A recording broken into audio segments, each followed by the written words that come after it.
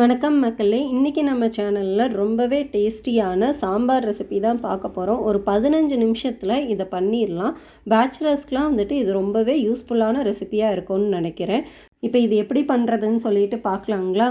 முதல்ல வந்துட்டு ஒரு கப் அளவுக்கு மைசூர் தால் ஒரு பாத்திரத்தில் சேர்த்துக்கலாம். இப்போ ஒரு cup Mysore taluk 1 table spoon அளவுக்கு பாசிப்பருப்பு சேர்த்துக்கலாம். தண்ணி ஊற்றி ஒரு அரை மணி நேரம் வந்துட்டு இதை ஊற வச்சிடலாம். இப்போ இதை அரை மணி நேரம் ஊறுற கேப்பில் வந்துட்டு நம்ம இதுக்கு தேவையான வெஜிடபிள்ஸ் எல்லாமே வந்து கட் பண்ணி எடுத்துகிட்டு வந்துடலாம்.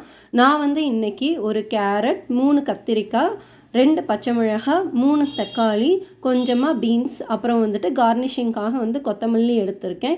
இந்த ரெசிபிக்கு வந்துட்டு அதிகமாக காய்கறிகள் சேர்க்கக்கூடாது. அப்புறமா வந்துட்டு நாட்டு காய்கறிகள் சேர்த்தாலும் அந்தளவுக்கு டேஸ்ட் நல்லா இருக்காது.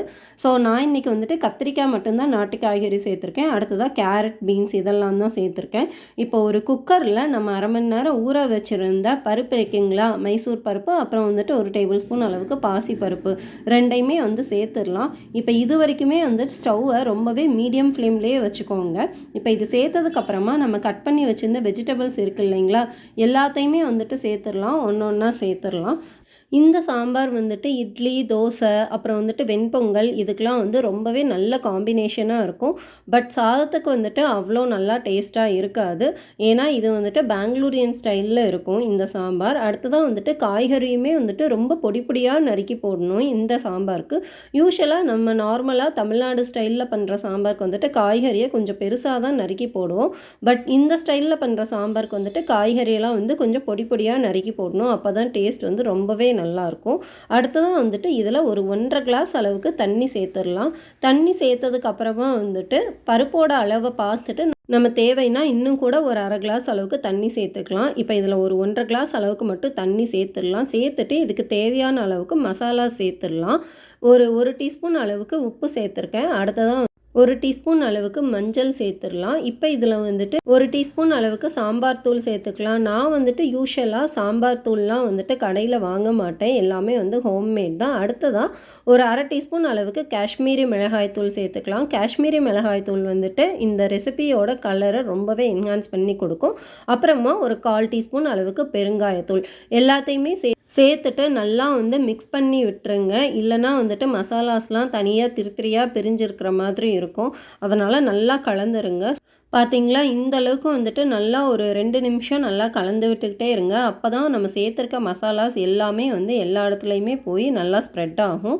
அடுத்ததாக வந்துட்டு இதில் தேவைன்னா நீங்கள் இன்னும் ஒரு 1/4 கிளாஸ் கூட வந்துட்டு தண்ணி சேர்த்துக்கலாம்.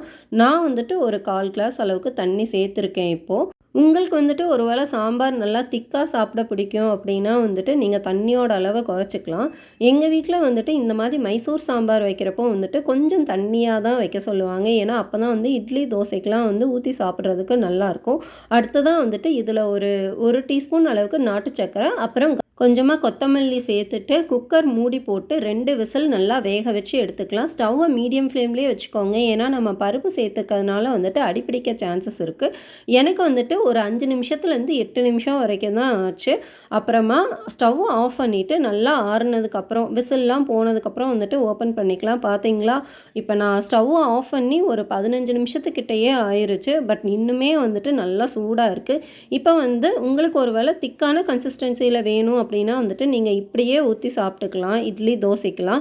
எனக்கு வந்துட்டு இன்னுமே திக்காக இருக்க மாதிரி தான் இருக்குது. அதனால் வந்துட்டு நான் இன்னுமே வந்துட்டு ஒரு அரை கிளாஸ் தண்ணி ஊற்றி ஒரு 5 நிமிஷம் வேக வச்சா போதும், ரெடி ஆயிரும். இப்போ பார்த்தீங்களா, எனக்கு ஒரு 5 நிமிஷம் தான் ஆகுது. நல்லா வந்துட்டு கொதி வரணும்.